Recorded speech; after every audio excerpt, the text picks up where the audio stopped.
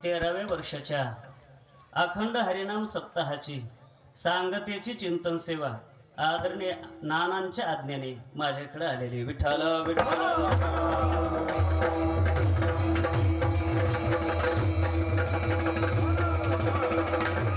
चिंतन सेवेसाठी गावातील सर्व भाविक मंडळी, भक्तिमती माता, परिसरातून आलेले सर्व भाविक मंडळी, भक्तिमती माता, परिसरातून आलेले सर्व गुरुजन, टाळकरी, भजनी मंडळी, वारकरी मंडळी आणि ज्ञानाई समर्थ वारकरी शिक्षण संस्थेतील आजी माजी सर्व विद्यार्थी, साधक, गुरुबंधू मंडळी, महाराज मंडळी या सर्वांच्या भव्य उपस्थितीमध्ये अध्यक्षाच्या यादीमध्ये तसे बरेचसे नाव आहेत, पण त्या ठिकाणी अध्यक्ष म्हणून फक्त नानांचाच उल्लेख करणं योग्य आहे. बाकीची सगळी सहकारी मंडळी म्हणजे आदरणीय परमपूज्य परमश्रद्धेय आम्ही आळंदी या क्षेत्रामध्ये आपल्या सद्गुरू श्री वारकरी जोग महाराज वारकरी शिक्षण संस्थेमध्ये 4 वर्ष संस्थेमध्ये आणि नंतरच्या काळामध्ये काही बरेचसे दिवस बरोबर राहिलोत. असे आदरणीय वंदनीय नानांचेच बंधू श्री हरिभक्तीपरायण दत्त महाराज आनंदे, त्याच पद्धतीने विष्णू महाराज आनंदे, दादा महाराज, श्याम महाराज श्रावणे आणि राम महाराज गोरे यांची तिथे यादी दिलेली. विठ्ठल विठ्ठल.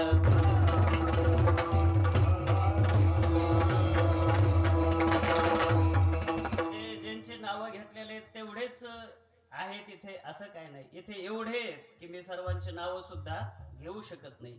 आपल्या परिसराचं वैभव, गायन क्षेत्रामध्ये गोड अशा प्रकारचा मृदू आवाज, चाल म्हणता क्षणी अंतकरणाचा ठाव घेणारा अशा प्रकारचा आवाज, कितीही पाषाण हृदयाचा जरी असेल तरी देखील पाषाणा पाजर सुटती रे हे प्रमाण त्यांच्या आवाजाने सिद्ध होतं. परमपूज्य परमशुद्धे श्री अण्णांच्या परमपावन उपस्थितीमध्ये त्याच पद्धतीने श्री क्षेत्र पांडे पोखरी या गावचे पितामह भीष्म म्हणजे आमचे जिजायत नारायण महाराज पौळ आहेत.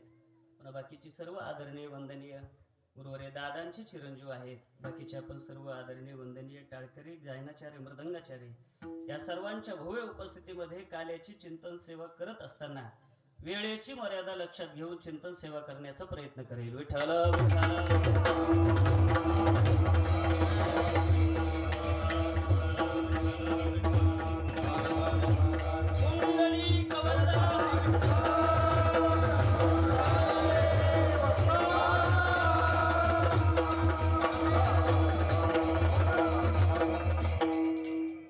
चिंतन सेवेकरता जगद्गुरु तुकोबरायांचे गोड गवळण आपल्या समोर म्हणून दाखवली.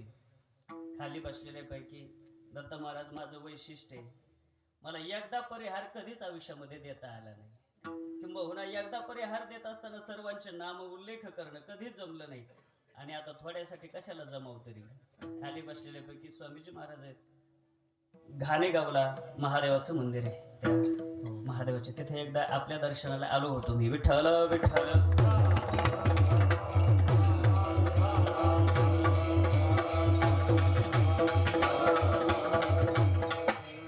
नाना तुम्ही खाली बसा. कुठे गुरुवारी बाबांचं वाक्य असायचं, महंताने अध्यक्षाने खाली बसलं पाहिजे. आपण मठाचे महंत आहात म्हणून आपण विराजमान राहा. आणि मला वाटतं तुम्ही जर माझ्या समोर बसले तर आणखी काहीतरी बोलून घेता वेगळं काहीतरी. विठ्ठल विठ्ठल.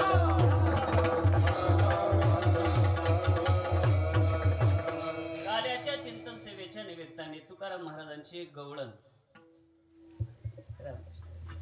तुमचं मन वाढवा, आमच्यात काय केलं. त्यांना माहिती आहे मी जर बसलो नाही तर याला बोलता येणार नाही म्हणून ते बसले, तर मान नाही माझी राखण्याकरता. विठ्ठल विठ्ठल.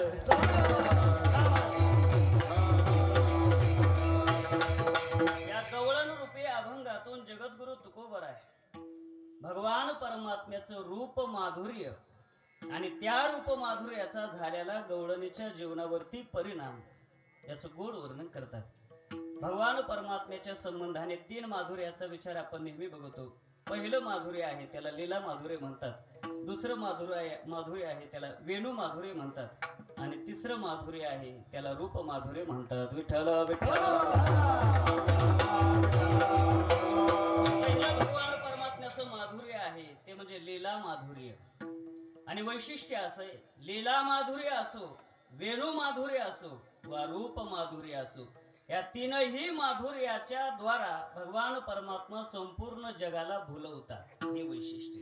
माधुर्य तीन जरी असले तरी त्या तीन माधुर्याचा उद्देश किंवा साफल्य लोकांना भुलवणं हाच आहे. विठ्ठल विठ्ठल.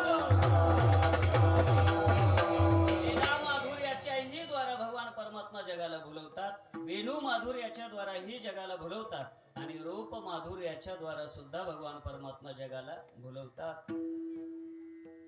लीला माधुर्याच्या द्वारा भगवान परमात्मा भुलवतात. भगवान परमात्म्याने अनेक लीला केल्या, याच्या खोड्या सांगू किती. महीपत्र सिंधू अटे सांगता येत नाही. असितगिरी समंस्या कज्जलम सिंधू पात्रे सुरतरु वर्षाखा लेखनी पत्र मुरवी लिखते यदे गृहीत्वा शारदा सर्व कालम तदपि तव गुणा नामीश पारम न याती. येणार नाहीत, वर्णन होणार नाहीत. एवढ्या लीला भगवान परमात्म्याने केल्या आणि त्या लीलेच्या द्वारा संपूर्ण जगाला भुलवलं. अनेक लीला. मग त्याच्यामध्ये प्रामुख्याने ज्या काही लीला येतात की त्या लीलेच्या द्वारा भगवान परमात्मा कसे भुलवतात, त्याच्यामध्ये प्रमुख लीला येते मृत्तिका भक्षणाची. विठ्ठल विठ्ठल. परमात्मा गोपाळांच्या बलराम दादांच्या समवेत यमुनेच्या काठावरती जात आहेत आणि तिथे गेल्याच्या नंतर गोपाळांची नजर चोरून माझ्याकडे कोणीच बघत नाही एवढी संधी साधून भगवान परमात्म्याने माती खाल्ली. पण प्रकार असा असतो महाराज, त्या व्यक्तीला असं वाटतं की माझ्याकडे कोणीच बघत नाही, पण त्याच्याकडे फार बघणारे असतात. बऱ्याचदा असं होतं, माणसाला असं वाटतं आता माझ्याकडे कोणी बघत नाही म्हणून काहीतरी वेगळं करू, पण फार जण बघणारे असतात. उलट मी तर असं म्हणेल, कोणी जरी व्यक्ती रूपाने नसेल पण तो तर बघणार आहे ना. विठ्ठल विठ्ठल. परमात्म्याला वाटलं माझ्याकडे कोणी पाहत नाही, बघत नाही, एवढी संधी साधली भगवान परमात्म्याने आणि यमुनेच्या काठावरची माती खाल्ली, मृत्तिका भक्षण केली. खाल्ल्याच्या नंतर लगेच गोपाळ जवळ आले. कृष्णा, माती खाल्ली? नाही खाल्ली. आकर नाही खाल्ली म्हणून सांगतो, नाहीला झाला सांगत नाही. मग सगळे गोपाळ घरी आल्याच्या नंतर यशोदा मैयाला म्हणायला लागले, यशोदा सुन माई तेरे लाला ने मट्टी खाई. आवाज माझाच मला साथ देत नाही. विठ्ठल विठ्ठल. हे मैया यशोदे, तेरे लालाने मट्टी खाई. तुझ्या लालाने कृष्णाने माती खाल्ली. माती खाल्ली म्हटल्याबरोबर राग आला थोडा. हातामध्ये काठी घेतली, भगवान परमात्म्याकडे गेल्या, कान धरला आणि माती खाशील का म्हणून सांग असं विचारायला सुरुवात केली. हाती घेऊन या काठी शिकविते जगजेठी. जगजेठी त्या भगवान परमात्म्याला शिकवायला लागले. यशोदा माता, माती खाशील का म्हणून. भगवान परमात्मा म्हटले, मैया माती खाणं तर लांबच, पण माती पाहिले सुद्धा नाही साधी. आई नको गे नको गे, आई मग मारू नको गे, आई नको गे नको गे, आई मग मारू नको, आई नको गे नको गे, आई मग मारू नको, आई नको गे नको गे, आई मग मारू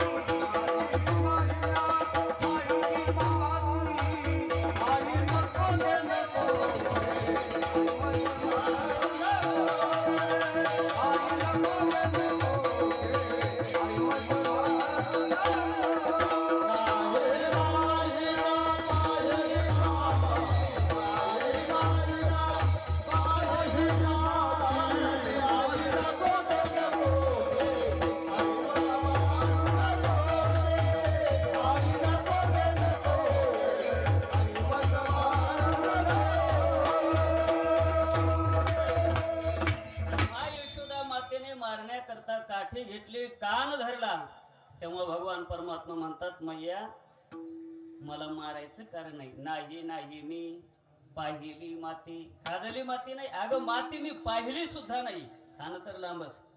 म्हणून खोटं बोलत असताना बोलायचं जर असेल तर असं मिळमिळ खोटं बोलून जमत नाही, रेटून बोलावं लागतं. मग विठ्ठल विठ्ठल.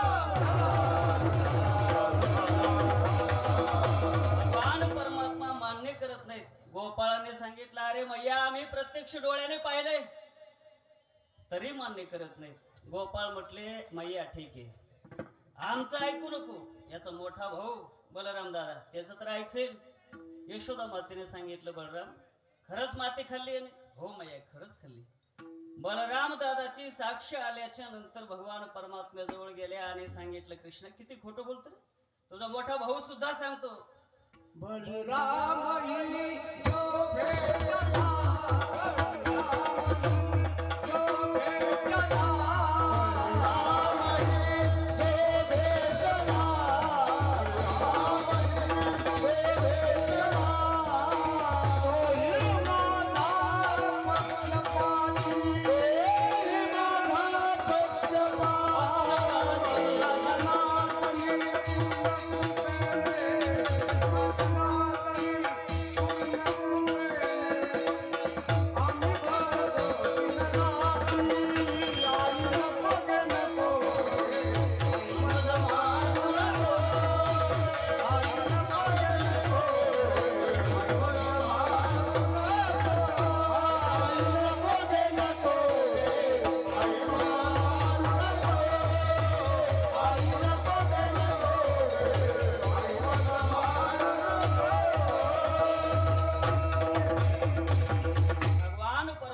कबूल करत नाही. अशा वेळेला बलराम दादाने सांगितलं मैया गोपाळ म्हणतात ते बरोबर आहे, कृष्णाने लालाने काय केली? माती खाल्ली. असं बोलल्याच्या नंतर मग यशोदा माता गेल्या आणि सांगितलं तुझा मोठा भाऊ म्हणतो. भगवान परमात्मा म्हटले तो म्हणणारच आहे आता, कारण आता नेमकी झडपी झालेली म्हणून. विठ्ठल विठ्ठल अगोदर तो माझ्याकडूनच होता, पण हे जिल्हा परिषद जवळ आल्यापासून तो तिकडे गेला, त्याच्यामुळे तो हे माझा पक्षपाती. विठ्ठल विठ्ठल मला वाटतंय राजकारण म्हणजे काय तर फुटणं म्हणजेच राजकारण. आणि याच्याही पेक्षा वेगळ्या भाषेमध्ये सांगायचं म्हणजे एका प्रांताचे अनेक प्रांत करणं म्हणजे राजकारण, आणि अनेक प्रांताचा एक प्रांत करणं परमार्थकारण. विठ्ठल विठ्ठल हे विश्वची माझे घर, अनेक प्रांताचा एक प्रांत करणं परमार्थ. विठ्ठल विठ्ठल परमात्मा कबूल करत नाहीत. बलराम दादा देखील खोटं बोलतायत. तोही माझा पक्षपाती, माझा पक्ष घेत नाही, तो विरुद्ध पार्टीमध्ये गेलेला आहे. भगवान परमात्मा कबूल करत नाहीत. अशा वेळेला भगवान परमात्म्याला आ करायला लावलं. भगवान परमात्म्याला यशोदा मैयाने आ करायला लावल्याच्या नंतर मग मात्र त्या मुखामध्ये भगवान परमात्म्याने भुवने त्या पोटी चवरारे, भुवने त्या पोटी चवरारे.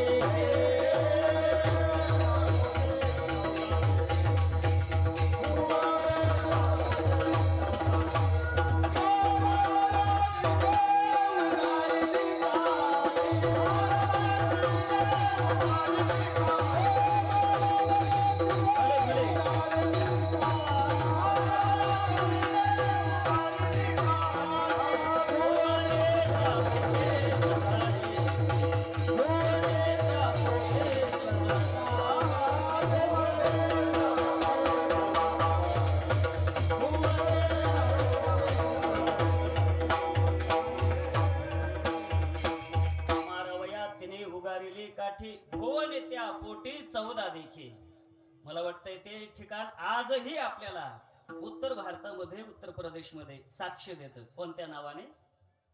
ब्रह्मांड घाट. विठ्ठल विठ्ठल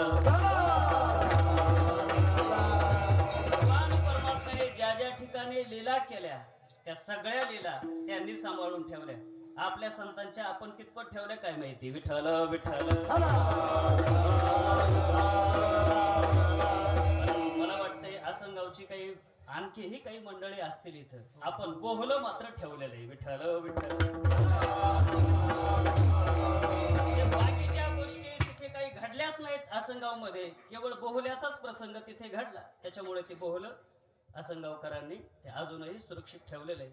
मला आताच सकाळी एक मेसेज आला होता कोणाचा तरी, श्री क्षेत्र आसनगाव रामदास स्वामींच्या बहुल्याचं ठिकाण, इथून सप्रेम जय हरी. विठ्ठल विठ्ठल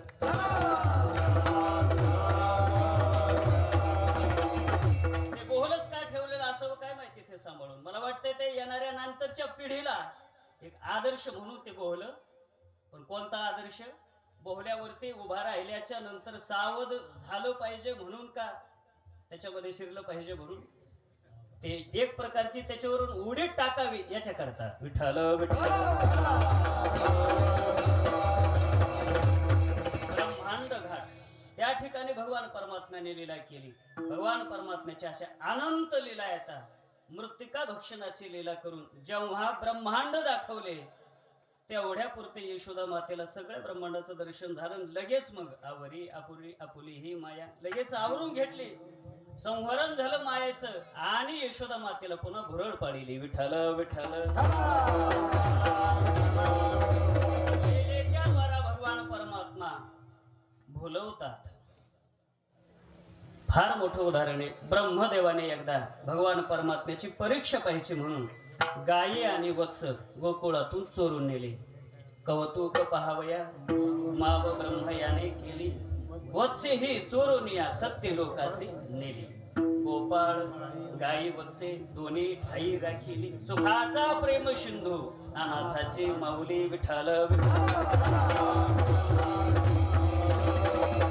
लीला केली तेवढी पण भगवान परमात्म्याने प्रतिलीला अशी गोकुळामध्ये केली की जशाला तशा त्याच गायी तेच गोपाळ. भगवान ब्रह्मदेवालाही पाहिल्याच्या नंतर आश्चर्य वाटलं. भगवान ब्रह्मदेव सुद्धा त्या लीला पाहून बोलतात. विठ्ठल विठ्ठल. आपल्या लीला माधुर्याने भगवान परमात्मा संपूर्ण जगाला भुलवतात. दुसऱ्या प्रकारे वेणू माधुर्याच्या द्वारे भुलवतात.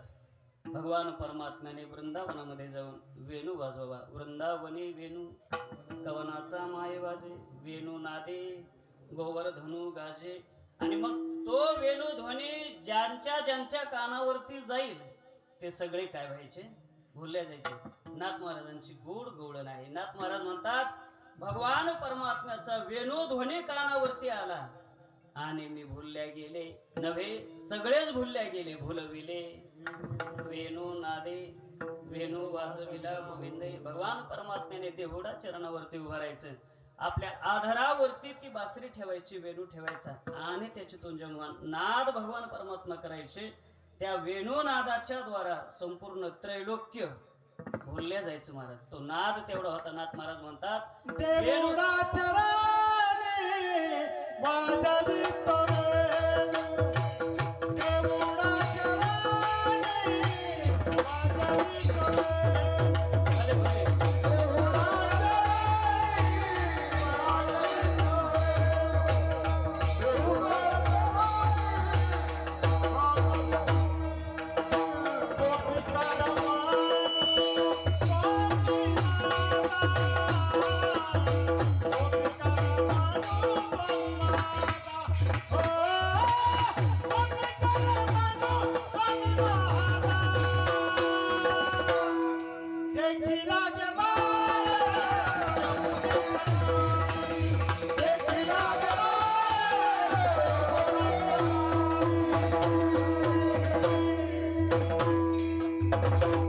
देवडा चरणी वाजली तो वेणू. भले भले. भगवान परमात्मा देवढा चरण करून उभा राहून वेणू वाजवतात.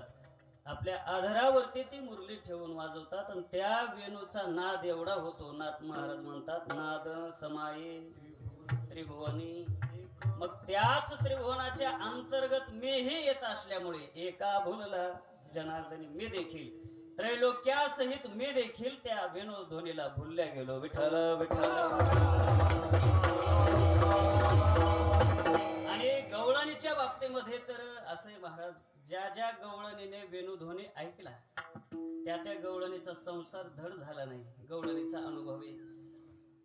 तुझ्या मुरलीची ध्वनी अचानकच माझ्या कानावरती पडली म्हणले. अकल्पित पडली कानी विभळ झाले अंतकरणी मी घर धंदा विसरले. मग ते गवळण म्हणते जेव्हा येणे त्या मुरलीच्या द्वारा राग अशा प्रकारचे गायला लागला आणि ते सुरतान मी ऐकले.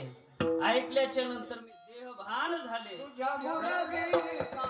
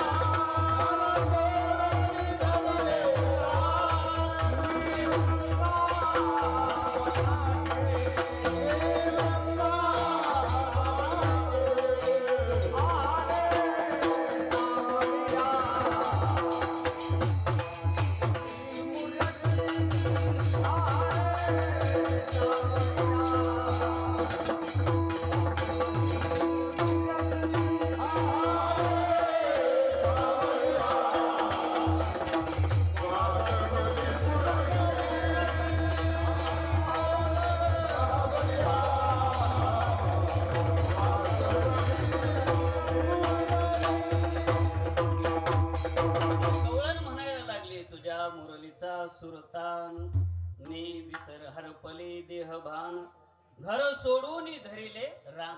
घरात जाण्याच्या ऐवजी मी कुठे गेले? रानामध्ये.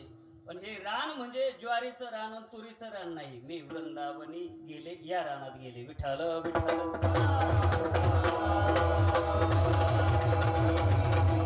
गोप माधुर, वेणू माधुर याच्याद्वारा भगवान परमात्मा बोलवतात. हा नाद आहे, त्याला शास्त्रामध्ये नाद ब्रह्म म्हणतात. बरेचसे मृदंगाचे दुकानदार नाव टाकत असताना त्याच्यावरती काय टाकतात? नाद ब्रह्म. ते आत्ता आलं नाद ब्रह्म दुकानावरती. विठ्ठल विठ्ठल. मुळात हे फार पूर्वीपासून नाद ब्रह्म. नाद ब्रह्म म्हणजेच या संगीताचा नाद. त्याच्यामध्ये गायनाच्या संबंधाने असेल किंवा मृदंगाच्या संबंधाने असेल, नाद ब्रह्माचा फार मोठा परिणाम मनावरती होतो. नव्हे सामान्य माणसाच्या किंवा चांगल्या माणसाच्या मनावरती परिणाम होईल, नवलच नाही, अगदी प्राण्याच्या देखील मनावरती परिणाम करण्याचं सामर्थ्य या नाद ब्रह्माती. विठ्ठल विठ्ठल. नाद न समाये त्रिभुवनी. नाद सामावत नाही. नाद ब्रह्म. नादामध्ये दोन प्रकारचे नाद सांगितलेले शास्त्रामध्ये, आहत नाद आणि अनाहत नाद. आहत नाद त्याला म्हणतात, एखाद्या वस्तूवरती आघात केल्याच्या नंतर जो नाद निघतो त्याला आहत नाद म्हणतात. उदाहरणार्थ मृदंगावरती धा टाकणं, त्याला आहत नाद म्हणतात. त्या धाच्या संबंधाने ही जी मंडळी आहे ती फार खेळतात त्या धावरती. श्यामधा, ओमधा, माधवधा, केशवधा. फक्त मी धाच म्हणायचं. विठ्ठल विठ्ठल.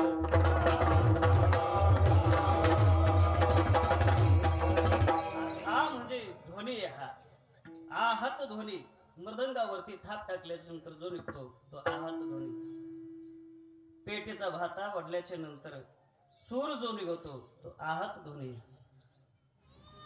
वेण्याच्या तारा वाजल्याच्या नंतर जो सूर निघतो आहत ध्वनी. कशाचं? त्या वस्तूवरती आघात केल्याच्या नंतर जो ध्वनी निघतो तो आहत ध्वनी.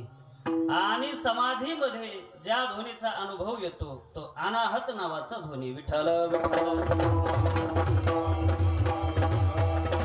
या ठिकाणी भगवान परमात्म्याच्या मुरलीचा जो ध्वनी आहे तो आहत ध्वनी. दिसायला आहत ध्वनी, पण ऐकल्याच्या नंतर अनाहत ध्वनीमध्ये परिणती होणार. विठ्ठल विठ्ठल. ध्वनीमध्ये ते परिवर्तन करण्याचं सामर्थ्य त्या ध्वनीमध्ये. त्या पूर्वीच्या काळामधला तो प्रसंग आहे. राजाला एकदा मृदंग ऐकण्याची इच्छा झाली म्हणतात, आणि मग त्याला मृदंग ऐकण्याची इच्छा झाली, अर्थात मृदंग ऐकण्याची लहर आली. त्याला प्रधानजीला बोलावून घेतलं जवळ आणि सांगितलं, प्रधानजी आपल्या राज्यामध्ये एखादा मृदंग वादक आहेत का? प्रधानजीने सांगितलं, हो, उत्कृष्ट मृदंगाचार्य सध्याच्या काळामध्ये कोदुशिंग नावाचे फार मोठे तपस्वी आणि साधनानिष्ठ मृदंगाचार्य आहेत. राजाने प्रधानजीला सांगितलं, त्यांना घेऊन या, मला मृदंग ऐकण्याची लहर आली. प्रधानजी गेले, कोदुशिंगांना घेऊन आले. राज दरबारामध्ये उपस्थित केल्याच्या नंतर कोदुशिंग राजाला म्हणतं, त्या कोदुशिंगाला राजा म्हणतो, कोदुशिंगजी तुमचा मृदंग मला एकदा ऐकायचा आहे. मला तुमचा मृदंग ऐकण्याची लहर आली. या लहरीचं खूप अवघड असतं. कोदुशिंग म्हटले, राजा तुला मृदंग ऐकण्याची लहर आली, पण मला वाजण्याची नाही आली. हे गायनाचार्य मृदंगाचार्य म्हणजे फार लहरी. यांच्या मनामध्ये जर आलं तरच त्या लहरीमध्ये होतं, नाही तर मग झोपतच म्हणायचं. विठ्ठल विठ्ठल.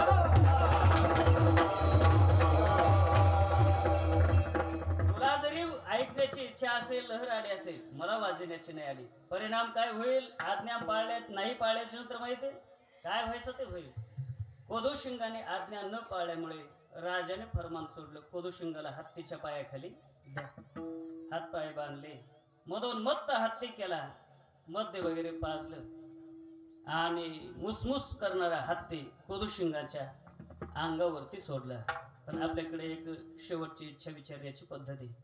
राजा जवळ गेला कोदुशिंगाच्या आणि सांगितलं, कोदुशिंग काही क्षणामध्ये तुम्ही मरणार आहेत, शेवटची इच्छा कोदूशिंगाने सांगितलं काय नाही राजा, एकदा मृदंग आणून दे, मृदंग वाजायचा शेवटची इच्छा एवढीच आहे. राजाने सांगितलं कोदूशिंग मृदंग वाजित नव्हते म्हणून पायाखाली देऊ लागलो हत्तीच्या. कोदूशिंगाने सांगितलं राजा तेव्हा लहर आली नव्हती, लहर आता आली. लहर कोणाला कधी काही सांगता येत नाही. मृदंग आणून दिला. आणून दिल्याच्या नंतर कोदूशिंगाने सांगितलं सोडा हत्तीला. हत्तीला मोकळं केलं. हत्ती कोदूशिंगाच्या दिशेने मुसमुस मुसमुस करीत येऊ लागला कोदूशिंगाच्या अंगावरती पाय ठेवण्याकरता. तेवढ्यामध्ये त्या मृदंगाच्या द्वारा कोदूशिंगाने गजझंपा नावाचा ताल वाजवला. आणि जेव्हा गजझंपा नावाचा येतोय का बर तुम्हाला येतो पण तुम्ही मागे येते. तू घाबरू नको, मी तुझ्या पाठीशी आहे. विठ्ठल विठ्ठल.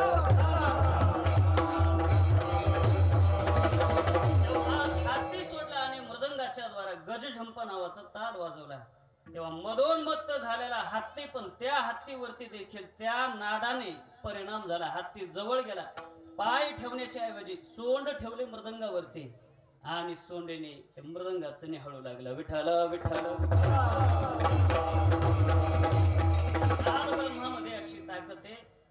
त्यामुळे भगवान परमात्म्याच्या या मुरलीच्या ध्वनीतून नादातून संपूर्ण जग भुलल्या जाते. दुसरं माधुर्य आणि तिसरं माधुर्य आहे रूप माधुर्य. पाहिलिया वेध लावी बैसे जीवी जडोनी. मग अशीच एक कोणीतरी भाग्यवान गवळण त्या गवळणीने भगवान परमात्म्याला पाहिलं आणि ती गवळण भुलल्या गेली. भुलल्याच्या नंतर तिच्यामध्ये काय परिणाम झाला याचं वर्णन जगद्गुरु तुकोबर आहे. आज शिवेकरता निवडलेल्या गवळणीच्या पहिल्या चरणाच्या उत्तरार्धामध्ये सांगतात.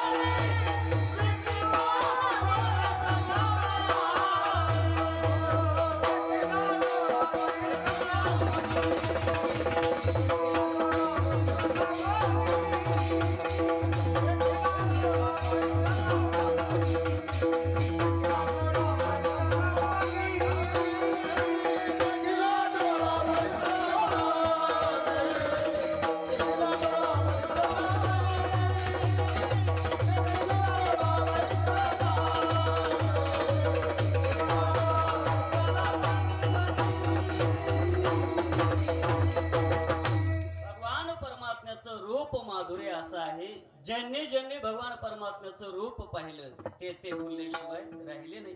आणि असेच कोणीतरी भाग्यवान गवळण की ज्या गवळणीला भगवान परमात्म्याचं रूप पाहायला मिळालं आणि पाहिल्याच्या नंतर मग ते भुलल्या गेली. आणि भुलल्याच्या नंतर काय होतं महाराज म्हणतात विकिता गोरस घ्या म्हणे हरी निघाले.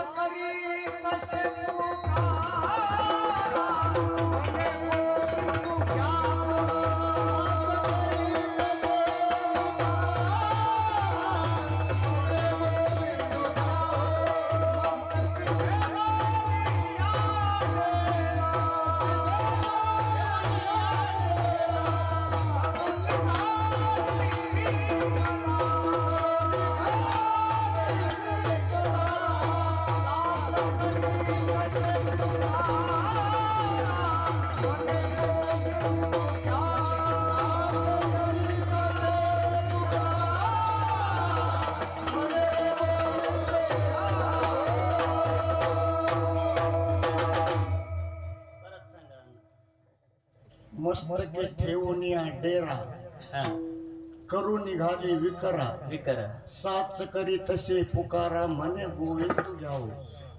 शब्द तुम्ही ऐकले ना, आता मी कशाला सांगू, अर्थ सांगतो.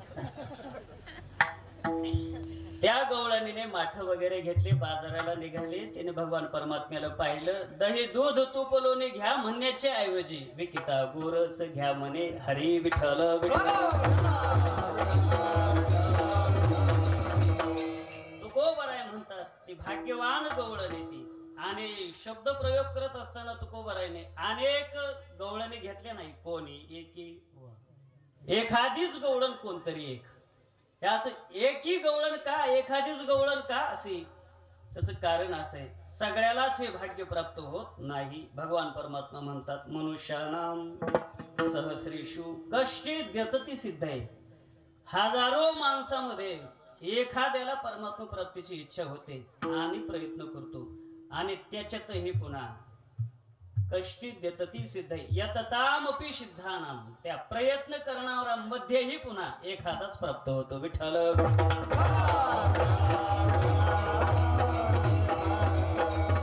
असतेच्या महापुरी रिघताती कोटीवरी.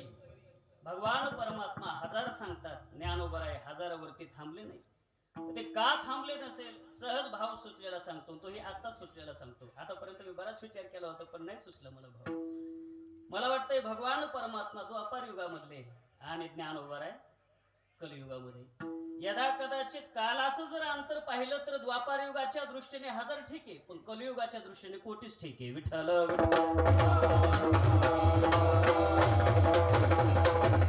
प्राप्तीचे पैल तिरी विपाईला निघे विरळा पावे विरळा पावे.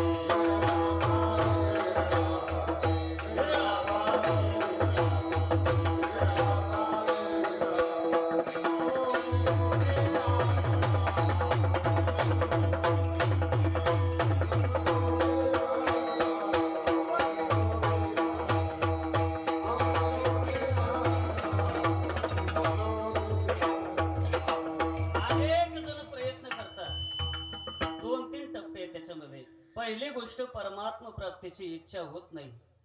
दुसरी गोष्ट इच्छा झाल्याच्या नंतर सर्व प्रयत्न करत नाहीत. तिसरी गोष्ट प्रयत्न केलेले सर्वच परमात्मा प्राप्तीपर्यंत जात नाहीत. विरळा पावे, एखादाच कोणीतरी, एखादाच त्या साध्यापर्यंत, त्या परमात्मा स्वरूपापर्यंत जातो. म्हणून सगळे जण तिथपर्यंत जात नसल्यामुळे कोणी एखादी भाग्यवान गवळण, की ज्या गवळणीच्या अनंत जन्माचं पुण्य एकत्रित होऊन भगवान परमात्म्याचं दर्शन तिला झालेलं आहे. विठ्ठल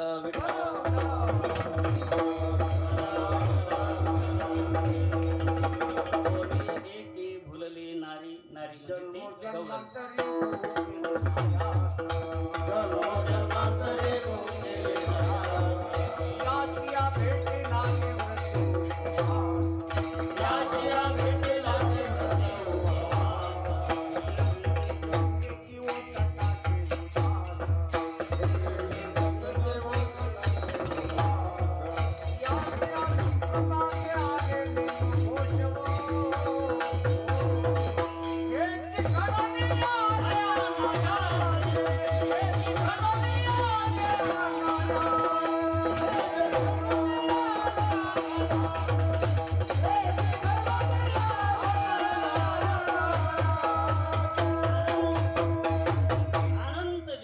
पुण्य सामुग्री माझी एकत्रित आली.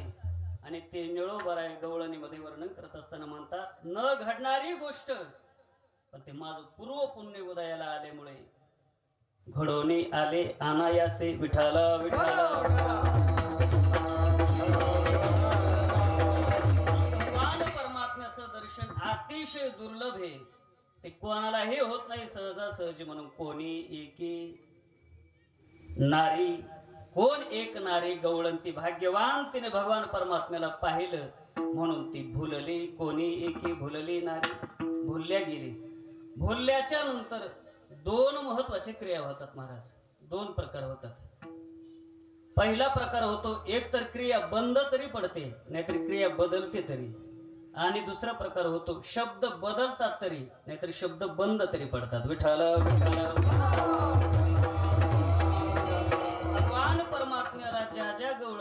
पाहिलं त्या गवळणीच्या अनुभवावरून या सगळ्या गोष्टी तिच्या जीवनामध्ये घडलेल्या सापडतात. एक भाग्यवान गवळण, तिने त्या गवळणीने भगवान परमात्म्याला पाहिलं, त्याची क्रिया बंद झाली. प्रकार असा घडला, तुकोबाराय म्हणतात ते तिचे कपडे वगैरे ते धुणं वगैरे धुण्याकरता यमुनेच्या डोहावरती ती गेली, यमुनेवरती गेली. गेल्याच्या नंतर कपडे धुत असताना भगवान परमात्मा तिथे गेले, देवडा चरणी उभा राहिले, मुरली वाजायला लागले. तिने पाहिलं, ऊर्ध्वलक्ष तिचं गेलं भगवान परमात्म्याकडं, आणि पाहिल्याबरोबर जे काही कपडे धुणं धुत होती ती विसरल्या गेली. चिरे चोळिया त्या धुता विसरते. का विसरल्या? ऊर्ध्वलक्ष लागले. कृष्णमूर्ती कोणा नाठवे कोण कोळयाती, झाल्या तटस्था सकळा नेत्रपाती. ओ विठ्ठल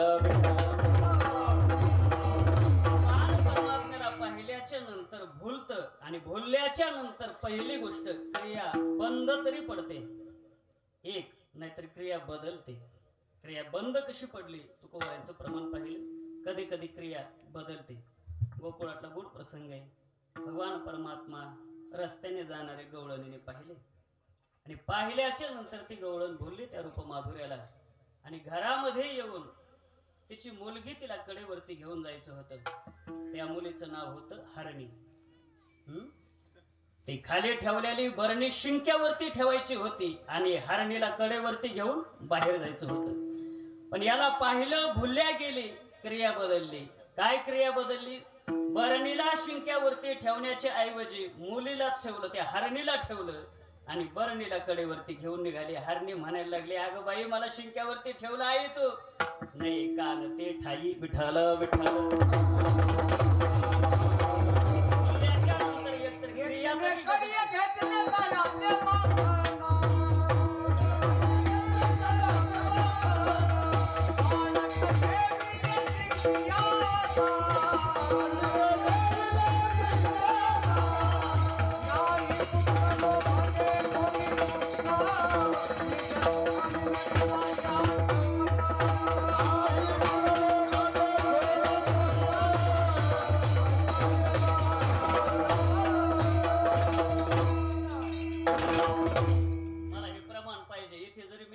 दुसरीकडे देईल.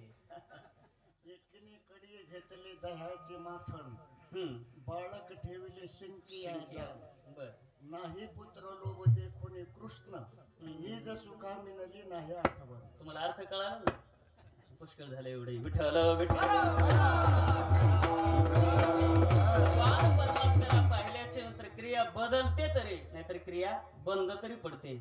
आणि दुसरी गोष्ट, शब्द बदलतात तरी, नाहीतर शब्द बंद पडतात. भगवान परमात्म्याला पाहिलं आणि भुलल्या गेली त्या सुखाला. दुसऱ्या गवळणीने विचारलं, बाई काय झालं? मी त्याला पाहिलं. कसा आहे तो? सांगता येत नाही. सांगताची नाही सुख, कीर्तिमुख ज्याच्याने शब्द बंद पडतात. आणि कधी कधी त्याला पाहिल्याच्या नंतर शब्द बदलतात. विकिता गोरस घ्या म्हणे हरी. भगवान परमात्म्याला पाहिलं, भोलल्या गेली, विकायला गेली होती गोरस, दही दूध तुपलोनी. दही दूध तुपलोनी म्हणण्याच्या ऐवजी विकिता गोरस घ्या म्हणे हरी. तुकोबाराय म्हणतात त्या गवळणी पूर्वीच्या काळामध्ये मथुरेच्या बाजाराला जायच्या, आणि जात असताना एक माठ घेऊन नाही, 4-4 माठ. म्हणून एकावर एक माठ ठेवणं त्याला दुडी म्हणतात. आणि अशी दुडीवर दुडी ठेवून त्या गवळणी त्या मथुरेच्या बाजाराला जायच्या. दुडीवरी दुडी. गवळणी साते निघाली. साते म्हणजे बरोबर नाही, त्या बाजाराला निघाल्या. आणि मग तिथे गेल्याच्या नंतर त्यांनी म्हणायला पाहिजे, दही घ्या दही, दूध घ्या दूध, तूप घ्या, लोणी घ्या. पण तसं न म्हणता गोविंद घ्या कोणी बाबो.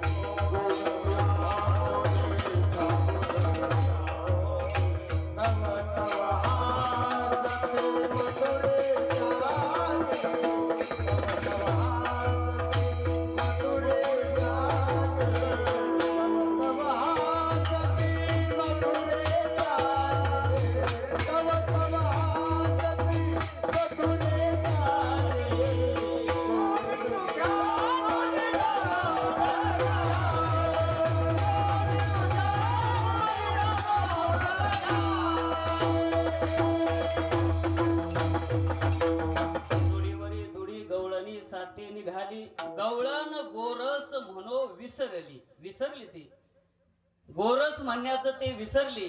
काय म्हणू लागली, गोविंदू घ्या, कोणी दामोदरू घ्या गे दही विकिता. बनावे शेंगडे वाटे गोविंद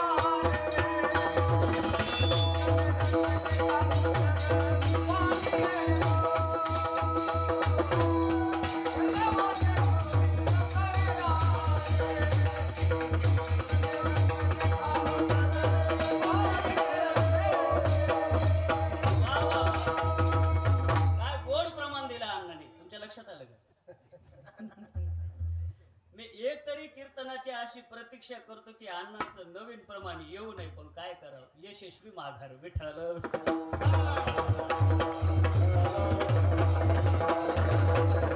भगवान परमात्म्याला पाहून भुलल्याच्या नंतर विकिता गोरस घ्या म्हणे हरी, अशा प्रकारचा तिच्या जीवनामध्ये परिणाम झाला. भुलल्या गेली गवळण. कोणीतरी विचारलं, एवढा परिणाम तिच्यामध्ये होण्याचं कारण काय? अभंगाचं दुसरं चरण. देखिला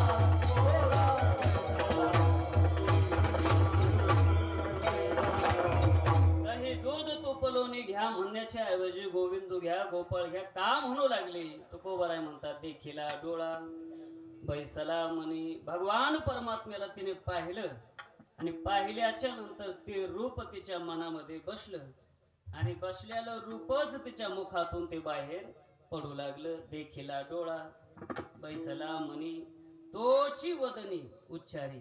या भगवान परमात्म्याला पाहिलं, रूप मनामध्ये बसलं आणि उच्चार तसे होऊ लागले. नेम असा असतो कोणत्याही गोष्टीचा. आपण जीवन जगत असताना सगळ्या इंद्रियामध्ये डोळे आपले फार महत्वाचे आहेत.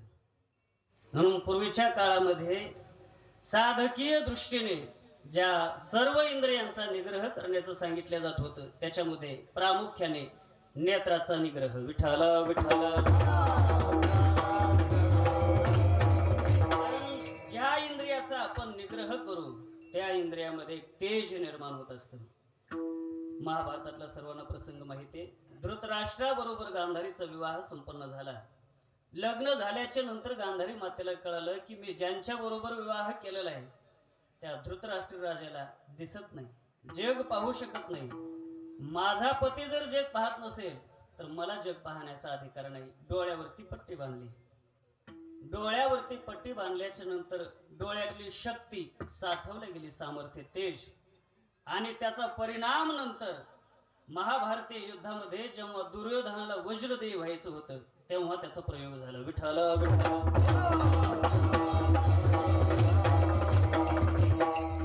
परमपूज्य परमशुद्धे वैकुंठवासी श्रीगुरु विठ्ठल बाबा घुले गुरु रे बाबा म्हणायचे, बुवा आपण ज्या इंद्रियाचा निग्रह केला त्या इंद्रियामध्ये तेज निर्माण होत असतं.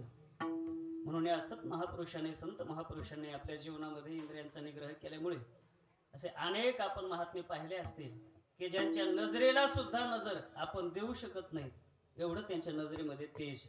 त्याच्यामध्ये सगळ्यात मूर्तिमंत उदाहरण म्हणजे श्री गुरु विठ्ठल बाबा घुले. आणि मला वाटतंय आपण बाजीराव बाबा जवळेकर बाबांना पाहिलेले. फार जर झालं तर एकदा मनुष्य बघत होता, दुसऱ्यांदा खालीच बघावं लागत होतं. विठ्ठल विठ्ठल. जीवनामध्ये केलेला इंद्रियांचा निग्रह आणि त्याद्वारा प्राप्त झालेलं तेज, सामर्थ्य म्हणून परमार्थामध्ये इंद्रियांचा निग्रह झाला पाहिजे. तुका म्हणे काना फुकला गाली नयना फुकला गाली नयना फुकला गाली नयना तुका म्हणे काना फुकला गाली नयना फुकला गाली नयना फुकला गाली नयना. इंद्रियांचा निग्रह करायचा म्हणजे नेमकं काय करायचं तर या इंद्रियांना परमात्म रूपी विषय द्यायचा. तुका म्हणे काना काय भूक लागली नयना. डोळ्याला त्या इंद्रियाला परमात्म रूप पाहण्याची भूक लागावी. विठ्ठल विठ्ठल असाच निग्रह करून त्या गवळणीने जेव्हा त्या भगवान परमात्म्याला पाहिलेलं आहे, देखिला डोळा आणि त्याला पाहता क्षणी पाहिलिया वेध लावी असं त्याचं रूप असल्यामुळे बैसला मनी आणि मनामध्ये जो बसलेला आहे तोच वाचेतून बाहेर प्रगट होऊ लागला. तोची वदनी उच्चारी 3 शब्द तुकाराम महाराजांनी सांगितलेले आहेत. त्याला पाहिलं, तो मनामध्ये बसला आणि आम्ही त्याच्या नावाचा उच्चार केला. या 3 शब्दातून तुकाराम महाराजांनी 3 स्वरूप भगवान परमात्म्याचे सांगितलेले आहेत. विठ्ठल देखिला डोळा यातून तुकोबरायने भगवान परमात्मा ज्ञेय रूपता भगवान परमात्म्याची सांगितली. बैसला म्हणे याच्यातून ध्येय रूपता सांगितली आणि तोची वदने उच्चारी याच्यातून गेय रूपता सांगितली. विठ्ठल अर्थात भगवान परमात्मा ज्ञेय रूप आहे, ध्येय रूप आहे आणि गेय रूप आहे. याचा अर्थ ज्ञेय रूप भगवान परमात्मा आहे म्हणजे या जगामध्ये जाण्यास योग्य फक्त तोच आहे, म्हणून त्याचं ज्ञान करून घ्या आग्रह हे संतांचा. देखिला या शब्दाने सांगितलं ज्ञेय रूपता भगवान परमात्म्याची. बैसला म्हणे याच्यातून भगवान परमात्म्याची ध्येय रूपता सांगितली. या जगामध्ये ध्यान करण्यास योग्य फक्त तोच परमात्मा आहे, म्हणून यम ब्रह्मा वरुणेंद्र रुद्र मरुतस्तुन्वन्ति दिव्ये स्तवैर्वेदे सांग पद क्रमोपनिषदैर गायन्ति सामगा. हे सगळे ध्यान करतात. त्याचे का करतात? कारण ध्यान करण्यास फक्त तेवढंच तत्व योग्य आहे, म्हणून बैसला मने या शब्दाने सांगितलं ते. आणि या जगामध्ये गाण्यास योग्य फक्त तोच आहे, म्हणून आम्ही जे बोलणार ते त्याच्याशिवाय बोलणारच नाहीत. आम्ही जे काही बोलणार हरी बोला नाही तरी आ बोला. का आ बोला? कारण बाकीचं बोलण्यासारखं योग्य नाही म्हणून. विठ्ठल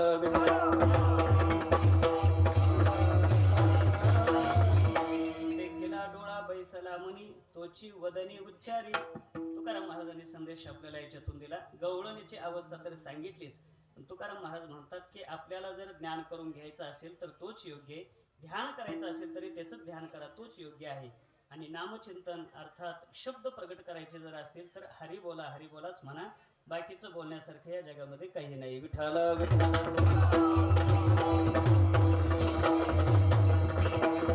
अशा प्रकारचं त्या भगवान परमात्म्याला पाहिल्यामुळे आमच्याकडून मुखातून सुद्धा तेच निघू लागलेले आणि त्याचा आम्हाला साक्षात्कार झाल्यामुळे आमची कशी अवस्था झाली. अभंगाचं 3रं चरण. आपल्याचा विसर भोळा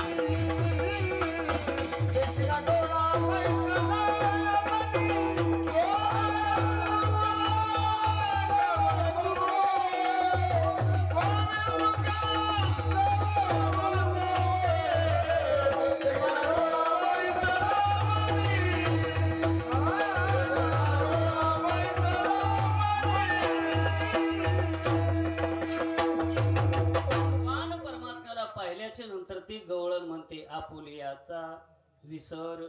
भगवान परमात्म्याला पाहिल्याच्या नंतर मी भुलल्या गेले, याचा अर्थ मी मला विसरले. आपुलियाचा विसर, माझ्या मेपणाचा मला विसर पडला. परमार्थ हा विसरायला लावतो. आमचे परमपूज्य परमशुद्ध वैकुंठवासी श्री गुरु विठ्ठल बाबा गुले गुरुरे बाबा म्हणायचे, गोवा परमार्थ करायचा कशासाठी? देहाचा विसर पडण्याकरता परमार्थ करायचा. आणि परमार्थामध्ये येऊन देहाचा विसर जर पडत नसेल तर समजायचं योग्य दिशेने वाटचाल चालू नाही. विठ्ठल विठ्ठल.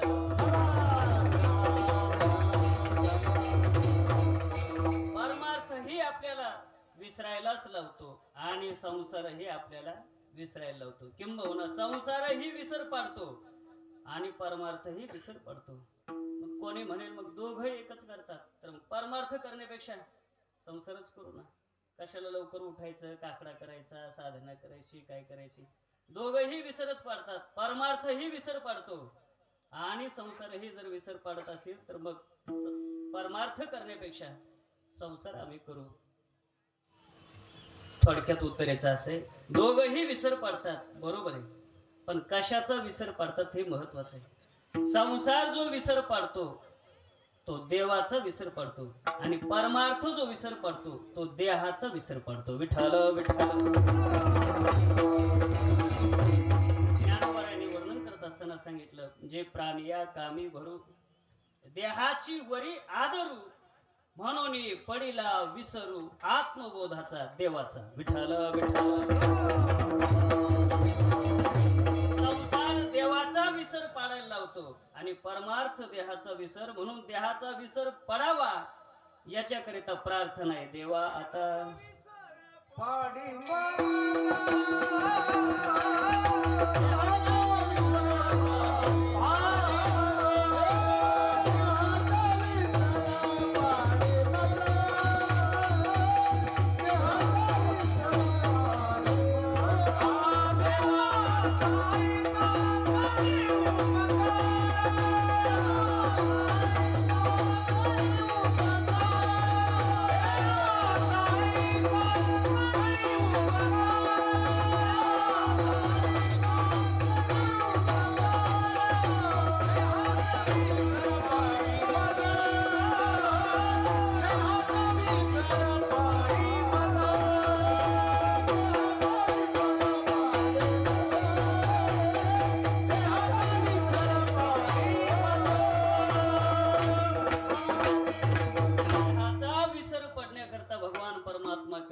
साधकीय दृष्टीने जगद्गुरु तुकोबरा त्या भूमिकेतून प्रार्थना करतात. देवा आता ऐसा करी उपकार. कोणता उपकार करायचा तुकोबर आहे? काही नाही, दुसरं काही नाही लागत आम्हाला. देहाचा विसर पाडी मज. देहाचा विसर पडल्याशिवाय परमार्थ होत नाही. म्हणून भगवत भक्त जे असतात देहाचे विषय फार आसक्ती त्यांची राहिलेली नसते. भक्त ऐसे जाण जे देही उदास उदास झालेले असतात ते देहावरती. देहाच्या संबंधाने चिटकलेलं जीवन नसतं ते. परमपूज्य परमश्रद्धेय गुरुरे बाबांच्या जीवनामध्ये आम्ही प्रसंग पाहिले. संतांचे चरित्र आपल्याला पुष्कळ सांगता येतील. अनेक संतांचे चरित्र येतील. सांगायचं झालं तर आपल्याला मोतीराम महाराज फळा संस्थान महाराजांचं चरित्र माहिती. जखम झाली होती म्हणतात पायाला, किडे झाले होते, पळलेले किडे परत जखमीमध्ये टाकायचे, खा तुमचंच खाद्य आहे म्हणून. हे का होतं? हे असं सगळं देहाचा विसर पडल्याशिवाय होत नाही. गुरुरे बाबांच्या जीवनातले असे अनेक आम्ही प्रसंग पाहिले. एक प्रसंग त्या पाथरीला जात असताना गोदावरी ओलांडल्याच्या नंतर ढालेगावला गीता भवन आहे. अगदी काठावरतीच, गोदावरीच्या काठावरती गीता भवन. त्या गीता भवन मध्ये गुरुरे बाबांनी मुक्काम केला. रामपुरीवरून डब्बा सांगितलाय. जेवण झाले आणि जेवण झाल्याच नंतर झोपायच्या वेळेला नेमकी लाईट गेली आणि योगायोगाची गोष्ट रात्रभर लाईट आलीच नाही. मग न आल्यामुळे आणि ते गोदावरीच्याच काठावरती आश्रम असल्यामुळे मच्छरांचा सुळसुळाट तिथे. मच्छर भलतेच मच्छर. आणि गुरुवर बाबा नेहमी झोपत असतानाच काय दिवसा सुद्धा मठामध्ये उघडेच असायचे धोत्रावरती. मला वाटते इतिहासामध्ये आपल्या बंकट स्वामी महाराजांच्या नंतर हे एवढंच व्यक्तिमत्व तसं. विठ्ठल विठ्ठल. स्वामी महाराजांचा आजही आम्ही जेव्हा प्रतिमा बघतो तेव्हा ती कशी एका शिळेवरती बसलेले आणि उघडे अशा प्रकारचे बंकट स्वामी महाराजांची ती प्रतिमा. आणि त्यांचे अनेक गुण गुरुवरे बाबांच्या जीवनामध्ये त्यांनी घेतलेले. अनेक गुण ते गावागावामध्ये जाऊन त्या खोली करता बसणं हा त्यांचाच गुण. विठ्ठल विठ्ठल. आणि ते अगदी प्रेमाने श्रद्धेने म्हणायचे सुद्धा, मी बंकट स्वामी महाराजांचा चेला आहे म्हणून हे सगळं करतो. विठ्ठल विठ्ठल. आश्रमामध्ये लाईट गेल्याच्या नंतर संध्याकाळचे जेवण वगैरे झाले, झोपलोत. मग झोपल्याच्या नंतर हे बळकटीवर पडल्या बरोबर यांना झोप लागली. पण आम्ही तिच्या प्रतीक्षेमध्ये आता तरी येईल, नंतर तरी येईल, थोड्या वेळाने तरी येईल. कोण? झोप किंवा लाईट, दोन्ही. दोघीतून कोणती जरी आली तरी चांगलंच. विठ्ठल विठ्ठल. पण योगायोगाची गोष्ट दोघीतून एकही आली नाही. असं होतं बऱ्याचदा. असं बऱ्याचदा होतं. वाट पाहिल्या जाते, नाही येत महाराज. कधीतरी तो योग येतो. विठ्ठल विठ्ठल. वाट बघितली पण झोपही येईना आणि लाईट तर आलीच नाही. किंबहुना ती न आल्यामुळेच ही न आली. कोण? झोप. म्हणजे लाईट न आल्यामुळे कोण नाही आली? झोप नाही आली. आणि मग ती झोप का नाही आली?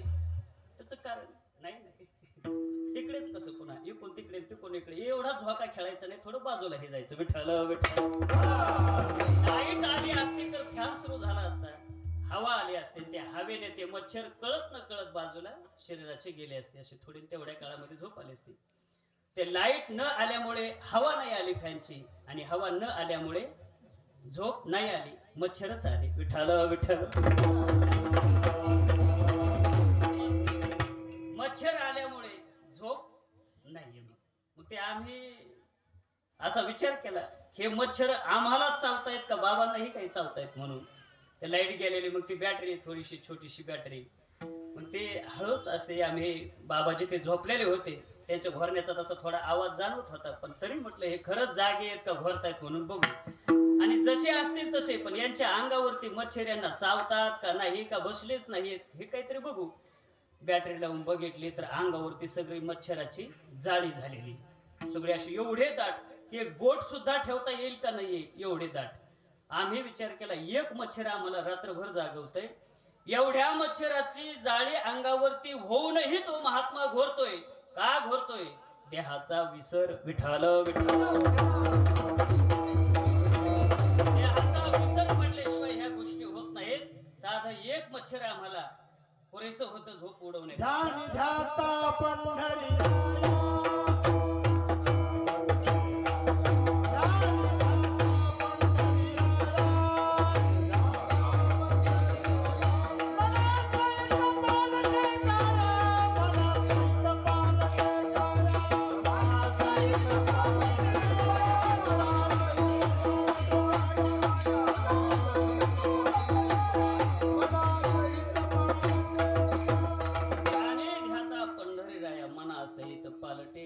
विसर पडतो देहाचा. म्हणून ते गवळण आपल्या देहाला आणि संपूर्ण कुळाला विसरलेले. या ती कुळ माझे गेले हरपुनी आपुली याचा विसर भोळा. आणि मग विसरल्याच्या नंतर मग तू ते गवळण काहीच करीत नाही का? नाही नाही. प्रपंचाच्या संबंधाने ते विसरले. नाम पाठ मौन प्रपंचाचे. विठ्ठल विठ्ठल. तिने प्रपंचाविषयी मौन धारण केलं, पण भगवान परमात्म्याच्या नाम पाठाविषयी मात्र ती सतर्क. ते नामचिंतन करू लागली. गोविंद कळा कौतुके. कौतुके या शब्दातून तुकाराम महाराजांनी एका शब्दातून ज्ञानोत्तर प्रेम लक्षणा भक्ती सांगितली. विठ्ठल विठ्ठल. अशा प्रकारचं ते गोविंदाचं भगवान परमात्म्याचं नामचिंतन करायला लागलेले. डोक्यावरती गोरसे, दही दूध तूप लोणी, आणि बोलत असताना गोविंद घ्या गोपाळ घ्या अशा प्रकारचं गोपाळाचं गोविंदाचं चिंतन करते. हे सगळं दृश्य